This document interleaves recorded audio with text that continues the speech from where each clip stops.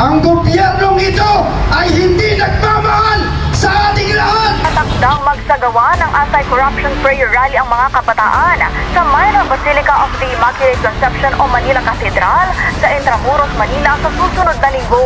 Sa isang social media post, inanunsyo ng simbahan ang tungkol sa mangyaring pagkilos na tinawag na Memorare, a Day of Lament and Prayer of Young People. Magaganap ito sa October 31, 2025, alas 4 ng hapon.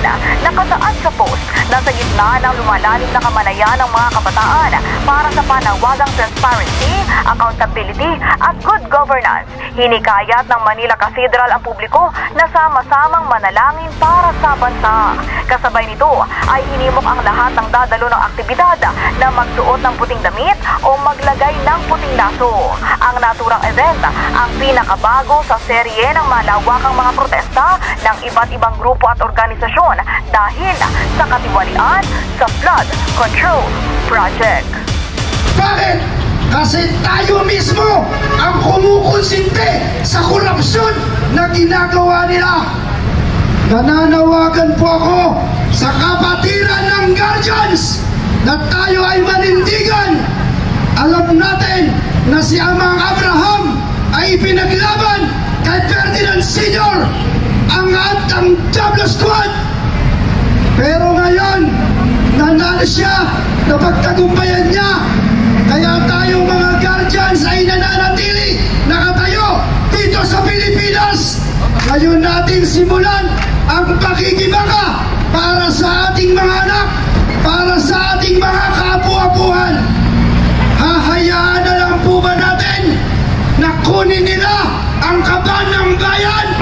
Doon po sa aming lugarin sa Pasay, ang isang pamilya ay naknakan ng super ng nakaw. Kaya po magkaisa po tayo. Ngayon na po ang tamang panahon. Bukas, magsama-sama tayo. Ibagsak, ibagsak, ibagsak ang rehimeng Marcos. Ipagtaguyod ang karapatan ng bawat isa. Aantayin pa po ba natin na humingi ng gatas ang ating mga anak para lang maisip natin na kailangan nating ipaglaban ang karapatan ng mga kabataan? Kitang-kita nyo naman, ayan po ang pera. Nakita nyo naman yung mga blood control. Nakakahiya. Napakaraming foreigner kanina, pero sumisigaw kami, bumusina kayo para marinig ng taong bayan ang hinagpis, ang hinanakit, ang sakit ng dibdib at ng kalooban ng bawat isang Pilipino na nararamdaman ang korupsyon sa ating bayan. Kailan pa tayo lalaban? Kailan pa tayo maninindigan? Dapat po, bukas na, magkaisa tayo, ibagsak ang rehimeng Marcos. Ibalik natin ang espiritu ng people power. Dahil ito lamang po ang tanging paraan para ibagsak ang ganyang klaseng administrasyon. Kami po sa Guardians, ayaw po sana namin makahalo dahil ang aming pong aim ay ipagtanggol ang bayan. Ngunit alam po natin na baluktot na, sagad-sagad na ang kanilang pagnanakaw sa ating bayan. Simpleng pagnanakaw is snatcher, kulong. Pero itong mga to, bilyong-bilyong piso, kailangan pang imbestigahan. Kitang-kita naman, may ebidensya, may testigo, pero walang maipakulong.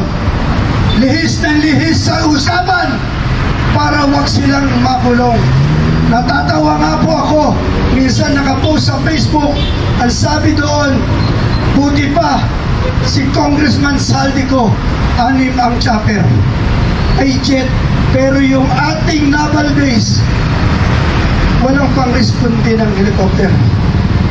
Di po ba nakakainis? Sila-sila na lang ang nakikinabang sa kaban ng bayan. Bumili ka ng tuyo, dati 4 na piraso, 10 piso. Ngayon, 2 piso, 2 tuyo, 10 piso. Hindi nyo nararamdaman yan. Hindi yan nararamdaman nila. Tayong mahihirap ang nakakaramdam yan. Bakit hindi tayo magsama-sama? Ngayon natin ipakita ang tunay na kapangyarihan ng taong bayan. Dahil tayo naman ang nagluklok niyan. Maraming nagsalita. Merong nagsalita na sila pa ay sumuporta sa tao na yan. Ganon din po tayo. Sinuportahan po natin yan dahil naniniwala po tayo na mapapaganda niya ang gobyerno ng Pilipinas. Pero nasaan po tayo ngayon? Nasaan po tayo ngayon? Nasa kahihiyan, tambak ng kahihiyan. Hindi makatingin sa kapwa nating tao, lalo-lalo na sa mga politiko. Dahil sobra na ang pagnanakaw nila sa kaban ng bayan. Sana po maintindihan natin kung bakit tayo gumagawa ng ganitong pagkakataon para marinig ng sambayanan ang sigaw ng taong bayan na naghihinap po sa sobrang sama ng loob. Pagsama-sama po tayo para mapagtagumpayan po natin ang ating kahilingan na pababain ang lahat ng korap na opisyalis ng ating gobyerno. Maraming salamat po. Alipansya po from Pasay, maninindigan kami, kasama kami sa pagbagsak ng Imig Marcos. Maraming salamat.